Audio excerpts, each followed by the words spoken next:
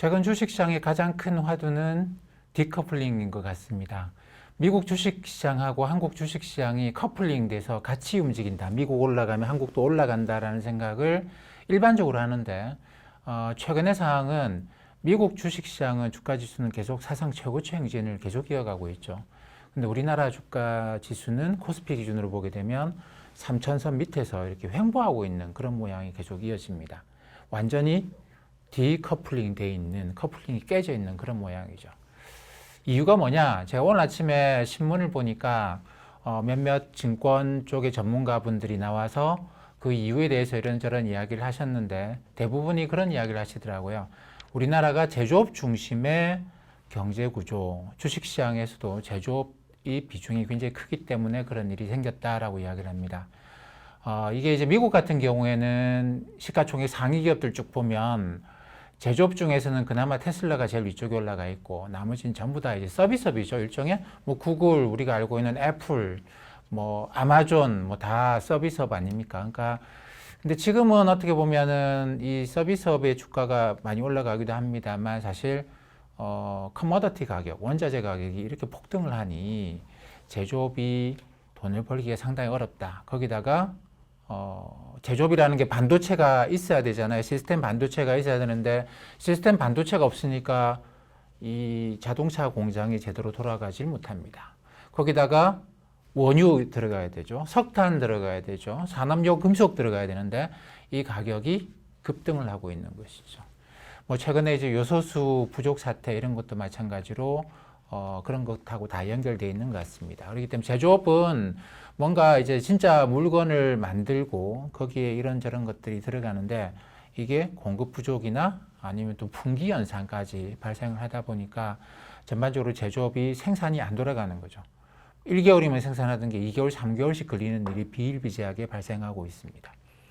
그래서 기본적으로 이렇게 미국하고 한국 주식시장이 같이 움직이지 못하는 것 같다. 뭐 이런 이야기를 합니다. 사실 근데 이제 이게 지금 최근에만 발생한 일이냐 그렇지는 않아요. 그렇지는 않습니다. 한국하고 미국 주식시장이 이 디커플링 된 거는 제가 이제 그림을 그려봤는데 이게 한국 주가지수하고 미국 주가지수가 완전히 똑같이 움직인다고 한다면 미국이 1% 오르고 한국도 그날 1% 오른다. 미국이 3% 떨어지면 한국도 한 3% 떨어진다. 이렇게 완전히 똑같이 움직인다고 한다면 그러면 이제 상관계수, 통계적인 통계 용어인데요. 상관계수가 1이 나옵니다.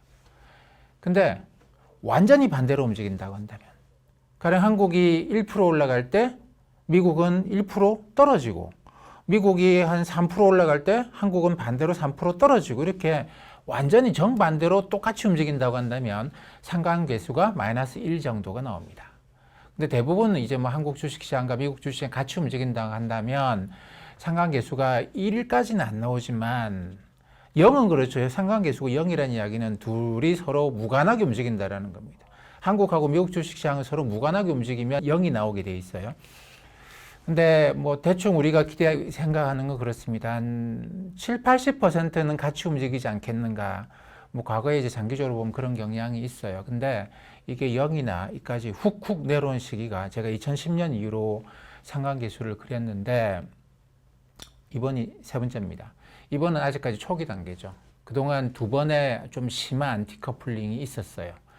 뭐 그 중에 한 번은 이제 박스피라는 오명을 뒤집어 썼던 시기도 있는데 이 시기가 다 이제 이번 세 번째라고 본다면 첫 번째 2014년, 2015년, 두 번째 2018년, 2019년, 그리고 이번에 2022년 세 번 다 똑같은 요인에 의해서 움직입니다. 그때도 지금처럼 2014년, 15년, 2018년, 19년에도 지금처럼 커머디티 가격이 급등하고 시스템 반도체가 부족하고 이래서 제조업이 위축되고 한국 주식시장이 미국과 디커플링 돼서 움직이고 그런 게 아니었어요. 그런 게 아니고 이 세 개의 국면의 공통점은 미중 갈등이 격화되는 시기입니다. 그래서 저는 어떻게 보느냐 하면 지금 이제 어떻게 보면 미국과 중국 사이에 패권 경쟁 중인데 지금 3차전이다라고 생각을 하는 것이죠. 그게 한국과 중국 시장과의 커플링을 낳고, 왜냐하면 이 중국도 제조업이 한국도 제조업 중심이에요. 근데 서비스업 중심인 미국 주식시장하고 이 두 시장이 같이 가지 못하고 떨어져 버리는 그런 현상을 낳는다고 봅니다. 사실 뭐 미국은 중국을 개방하고 중국을 그동안 어떻게 보면 굉장히 오랜 시간 동안 중국의 경제가 성장해 나가는데 굉장히 큰 기여를 해왔죠. 예전에 소련하고 냉전할 때 그랬습니다. 그러니까 소련하고 제일 가까운 중국과 미국이 이제 외교 관계를 맺음으로써 소련을 견제하고 싶었던 것이죠. 그 당시, 그리고 그 이후에 냉전이 끝나고 나서까지 미국은 중국의 경제 파트너로서 굉장히 중요한 역할을 많이 했습니다. 그리고 중국도 1979년에 당시에 덩샤오핑 지도자가 미국을 방문하고 난 다음에 뭐라고 이야기하느냐면 미국은 우리의 경제 스승이다.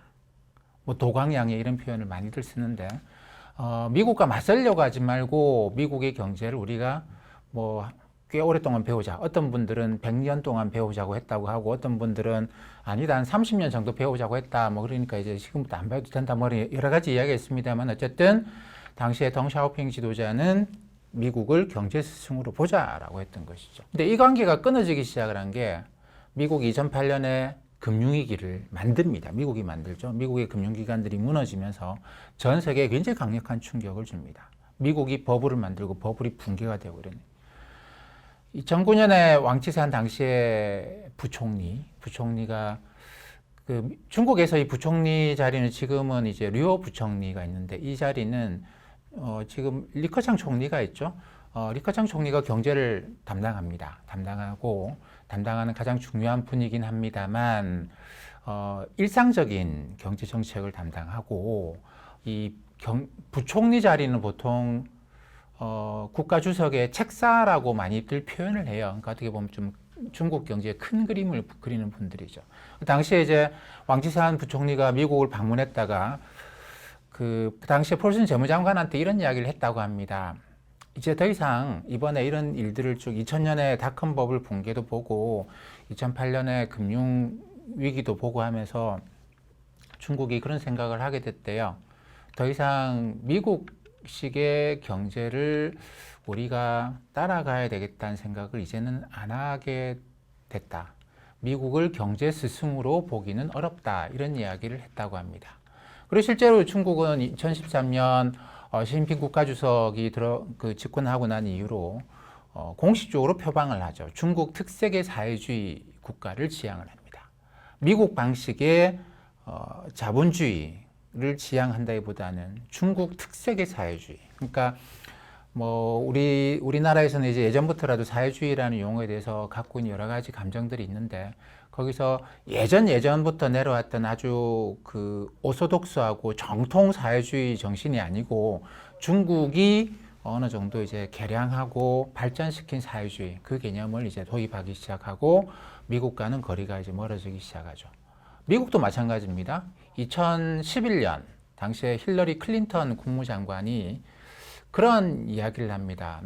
그런 논문을 썼는데 우리가 지난 10년 동안 그러니까 2001년에 그 미국 9.11 테러 이후에 미국은 아프가니스탄 이런 곳에서 이제 테러와의 전쟁만 계속한 거죠. 테러와의 전쟁만 합니다.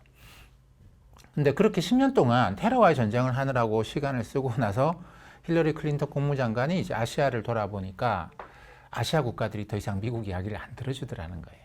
중국을 훨씬 더 중요한 파트너로 생각하는 경향이 굉장히 강하게 있더라. 이러다가 우리 아시아를 잃겠다라고 해서 그 외교 노선의 핵심을 이제 피벗 투 에이시아라고 부릅니다. 외교의 중심축을 아시아로 옮기자 뭐 이런 이야기였죠. 그때부터 이제 미국도 다른 식으로 움직이기 시작을 합니다. 그러다가 미국과 중국이 이제 본격적으로 이 문제에 대해서 경제적인 문제에 충돌을 하기 시작한 게 2014년, 15년 정도부터입니다. 미국은 예전에 일본을 상대할 때도 그랬는데 일본이 경제 규모가 커지면서 자기를 위협한다라는 생각을 하기 시작할 때부터 그때가 되니까 환율 문제를 건드려요. 환율. 그래서 뭐 유명한 1985년에 플라자 합의 이후로 일본 경제가 이제 꺾이기 시작했다 이런 이야기를 많이들 하는데 그 당시에 이제 미국 사람들 그런 생각이었죠. 야, 이거 일본 2차 대전 때 진주만 습격과 비슷한 정도로 일본의 자동차가 미국 대륙을 이제 휩쓸기 시작합니다. 그리고 그 당시에 이제 미국 사람들이 감정이 드러난 영화들이 많은데, 가령 대표적인 영화가 로보캅, 첫 번째 로보캅 1편. 그 로보캅이라는 영화가 그렇잖아요. 그러니까 아니, 경찰이, 시민들이 이렇게 살아가는 경찰이 로봇이에요. 거기다 중무장을 하고, 이거는 뭐 전쟁도 아닌데 시민들, 어쨌든 거기 선량한 시민들이 많이 있는데 중무장한 로봇이 경찰이라고 합니다. 근데 배경이 되는 도시가 디트로이트예요. 그러니까 이제 일본 자동차의 습격으로 미국 자동차가 완전히 망하고, 디트로이트가 대표적인 미국의 자동차 산업을 이야기하는 거죠. 거기가 완전히 폐허가 되고, 일본 사람들이 그 도시를 점령하고, 이 도시가 완전히 그 강력한 범죄 집단의 소굴이 되고, 뭐 이런 이야기들을 다루고 있습니다. 그만큼 당시에 미국 사람들이 일본에 대해서 경계감을 많이 느꼈고, 뭐 그러면서 이제 미국은 처음에 들어간 방식이, 야, 너희들이 인위적으로 엔화의 가치를 낮춰서 미국의 물건을 값싸게 팔다 보니 미국 시장이, 미국 자동차 메이커들이 붕괴가 되고 일본이 이렇게 휩쓸었다는 거예요. 그러니까 처음 접근은, 중국에 대해서도 미국이 처음 접근한 것은 환율입니다. 위안화를 절상해라. 위안화 가치가 너무 지금 저평가되어 있어서, 그래서 중국이 미국에 이렇게 많이 수출하고 미국 시장을 석권하고 있는 거니까, 합당한 정도로, 그렇게 너희들이 무역 수지 흑자를 많이 보지 않을 정도로 위안화 가치를 대폭 절상하라, 이런 거였습니다. 중국이 들었겠습니까? 일본의 사례를 봤는데 중국이 정반대로 행동했어요. 보란 듯이 위안화 환율을 쫙 끌고 올라갔습니다. 위안화 절하를 시켜버렸습니다. 그때가 2014년부터인데 우리가 이때를 뭐라고 부르냐면 환율 전쟁이라고 부릅니다. 미국과 중국 사이의 첫 번째 격돌. 미국은 너희들이 이걸 안 들으면 우리가 너희들을 환율 조작국으로 지정할 것이고, 환율 조작국으로 지정하면 의회가 나서서 너희들한테 여러 가지 불이익을 주기 시작할 것이다 라고 협박을 하면서 중국에 위안화 절상시켜라 라고 했는데, 중국은 아니, 지금 보니까 뭐 유럽도 일본도 마이너스 금리 정책하면서 자기 나라 통화 가치를 떨어뜨리고 있는데, 내보고 중국 보고 중국만 유일하게 통화 가치를 절상시키라고, 옛날에 일본의 플라자베 할 때랑 똑같네, 이거는 들어줄 수가 없다라고 하면서 그냥 반대로, 미국 요구와 반대로 환율을, 미국 요구는 위안화 환율을 떨어뜨리라, 뭐 7위안, 6위안이 아니고 5위안, 4위안 이쪽 방향으로 떨어뜨리라고 했는데 6위안에서 7위안 이렇게 올려버린 것이죠. 그때가 저는 미국과 중국 사이의 패권 경쟁의 1차전이라고 봅니다. 환율 전쟁의 모습이죠. 주식시장이 어떻게 됐을까요? 미국은 크게 타격을 안 받았는데 이 제조업 국가들, 한국을 포함한 제조업 신흥 국가들의 주가가 상당히 타격을 받았습니다. 그래서 아까 보신 것처럼 미국 주식시장하고 한국 주식시장의 디커플링이 발생을 이때 한 것이죠. 이 1차전은 이제 어느 정도 유야무야가 됐습니다. 미국이 환율에 대해서 그렇게 강하게 압박을 안 하고 있었고, 이렇게 해가지고는 안 된다라고 하는 게 있었고, 그리고 결정적으로 대통령이 바뀌었죠. 대통령이 오바마 대통령에서 트럼프 대통령으로 바뀌었습니다. 근데 트럼프 대통령은 그렇게 해서는 안 된다라는 게 2016년 선거할 때부터 주장한 거예요. 그렇게 하면 안 된다. 그리고 이제 본인이 대통령이 되고 난 다음에 1년 동안은 중국과 굉장히 좋은 관계를 맺는 것처럼 했습니다. 시진핑 국가주석이 이제 2017년 봄에 미국을 방문하게 됐고, 그해 늦가을에 트럼프 대통령이 중국을 국빈 방문하게 됐습니다. 근데 2018년 딱 되니까 곧바로 관세를 때리기 시작했죠, 미국이. 수입 금지도 시키고 관세를 쭉 올리기 시작했습니다. 중국이 미국에 수출하는 것에 대해서. 이게 2차전이라고 볼 수가 있습니다. 2018년. 마찬가지로 우리나라 주식시장 미국하고 떨어져 가지고 중국하고 같이 움직이기 시작했어요. 이게 2018년 연말에 가서 미국과 중국의 시진핑 주석과 트럼프 대통령이 남미에서 만나서 이 문제를 해결하기로 했고, 2019년까지 이어집니다. 이 문제 2019년까지 이어지다가 2019년에는 이제 미국과 중국 사이에 무역 합의라는 걸 했죠. 그러면서 일단락되고 했습니다. 그러면서 다시 한국 주식시장은 미국 시장에 붙기 시작을 한 것이죠. 지금은 왜 제가 3차전이라고 보느냐 하면, 미국이 그전에는 1차전 환율, 2차전 관세 이걸로 하다가 이번에 3차전은 이런 식으로 매크로하게 때려서는 안 되겠다고 생각을 한 것 같아요. 미국도 타격이 심하고, 왜냐하면 중국으로부터 너무나 많은 생필품들을 미국이 의존하거든요. 그거를 끊는데 많은 시간이 걸린다라는 겁니다. 근데 지금 미국이 하고 있는 거는 뭐 의회가 나서서, 그러니까 대통령이 뭐 예전에 오바마 대통령, 트럼프 대통령이 주도하던 거는 왔다 갔다 하던데, 그래서 아예 이제 공화당 민주당이 합의해서 의회가 나서서 법을 만들기 시작을 해서 움직이고 있습니다. 작년부터인데, 작년부터 미국 의회가 만든 법이 뭐냐면, 공화당 민주당이 거의 만장일치로 통과시켜요. 하원, 상원에서 거의 만장일치로 통과시키는 법들이 중국의 주요 첨단 산업에 중국 기업들한테 이게 소재나 장비가 수출되는 걸 차단하는 겁니다. 그리고 중국의 통신 기업들, 반도체 기업들, 플랫폼 기업들이 미국 내 상장돼 있는 거를 일부는 상장 폐지까지 시켜버리고, 뭐 통신기업 차이나텔레콤 같은 경우는 면허 취소까지 최근에 사업 면허 취소까지 하는 것 같은데, 이런 식으로 해서 이제 이게 다 미국의 국가 안보에 관련된 거다라고 하면서 중국 기업들을 밀어내기 시작하고, 그리고 중요한 반도체, 배터리 이런 것과 관련된 중요한 장비나 소재들은 수출을 금지시켜 버리는 이런 것이죠. 그러니까 더 이상 관세나 환율 가지고 미국이 중국을 건드리는 게 아니고 산업 단위로. 그래서 이제 그때부터 공급망이라는 이야기가 뉴스에 본격적으로 등장해요. 지금 요즘 뭐 보시면 공급망 이야기 많이 하지 않습니까? 그러면서부터 발생한 일입니다. 그러니까 이런 면에서 미국과 중국 사이에 패권 경쟁 3차전이다라고 보는 것이죠. 근데 이제 미국이 이런 걸 지금 최근에 굉장히 강화시키고 있어요. 지난 몇 달 전부터 강화시키고 있는데, 그 배경이 되는 게 2019년 무역 합의를 중국이 지키지 않고 있다라는 겁니다. 근데 중국도 할 말이 있죠. 아니, 코로나 바이러스 어떻게 하라고 우리 보고. 좀 시간을 달라라고 이야기하는데, 미국은 그럴 생각이 없는 것 같아요. 그래서 뭐 여러 차례 이제 접촉을 해보고 있는 것 같은데 잘 안 되고 있는 것 같습니다.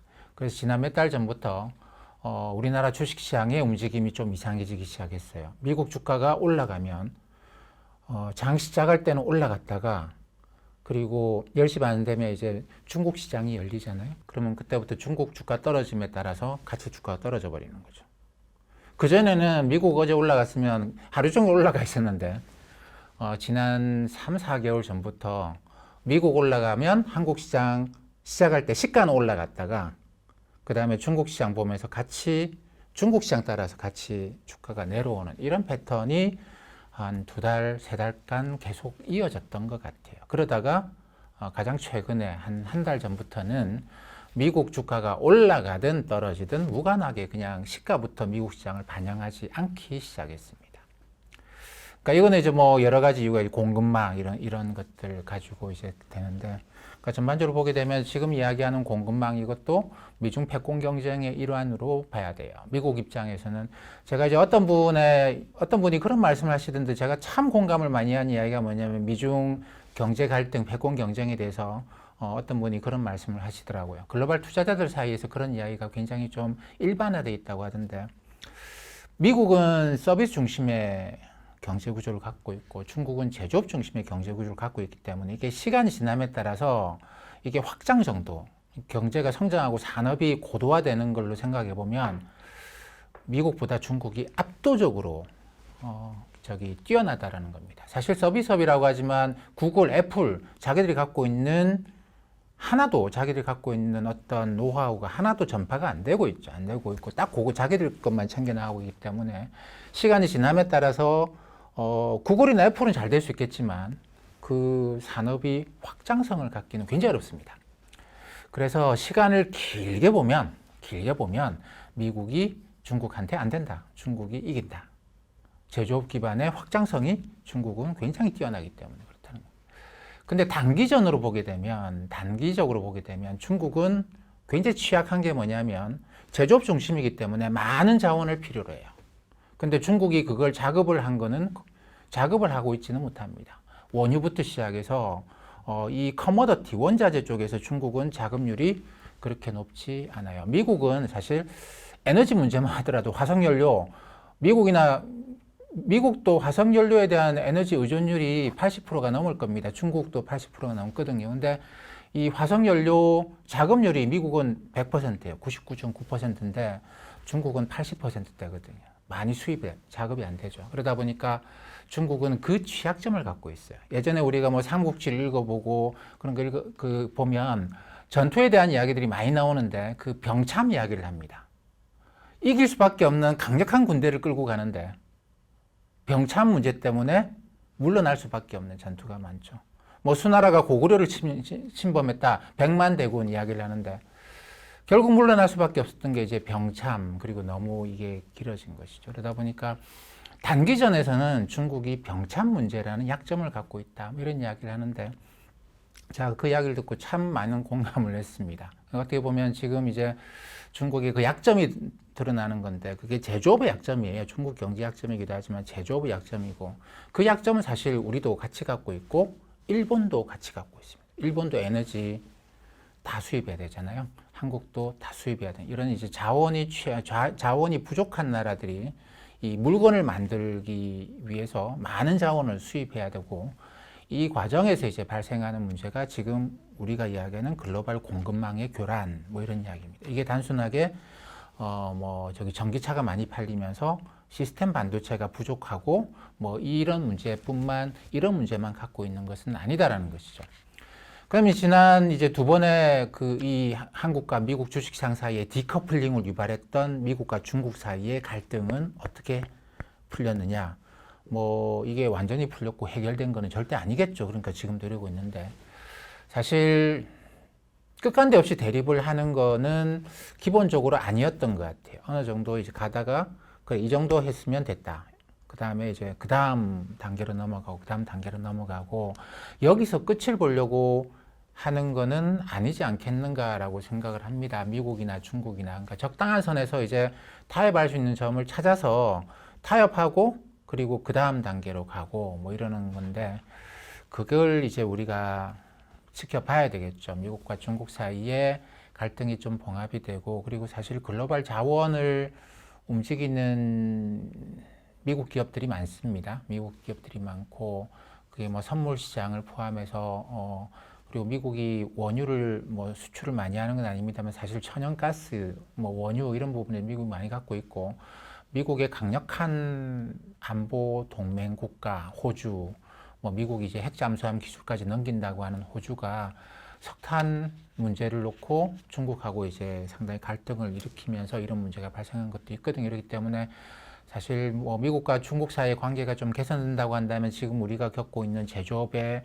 여러 가지 어려움들을 좀 해결하는 데 좀 쉬워지지 않겠는가 생각을 하는데, 그게 될 때까지는 그동안에 우리나라 주식시장의 사례가 그렇습니다만 이 한번 시작된 디커플링이 그냥 아무 이유 없이 그냥 커플링으로 가는 건 아니고, 미국과 중국 사이의 관계가 좀 개선될 때까지 우리가 좀 기다려 봐야 되지 않겠는가. 근데 2018년 이럴 때는 관세 이런 거, 2015년 이럴 때는 환율 이런 거였기 때문에 뭐 이게 좀 뉴스 관찰하기가 굉장히 쉬웠고, 아, 미국과 중국이 이렇게 지금 사이가 나빠지고 있고 좋아지려고 하는 거 뭐 어떻게, 그게 매일매일 실시간으로 주식시장에 반영이 됐어요.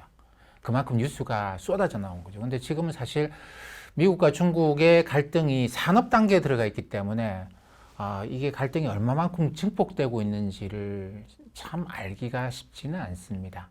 그렇긴 하지만 그런 뉴스들에 관심을 갖고 미국과 중국 사이의 관계가 개선되는 신호가 나오게 되면 그때 가서 이제 다시 우리나라 주식시장은 미국하고 커플링 되는 구조로 가지 않겠는가. 그때까지는 디커플링이라고 하는 게 좀 지속된다, 이렇게 볼 수 있을 것 같습니다.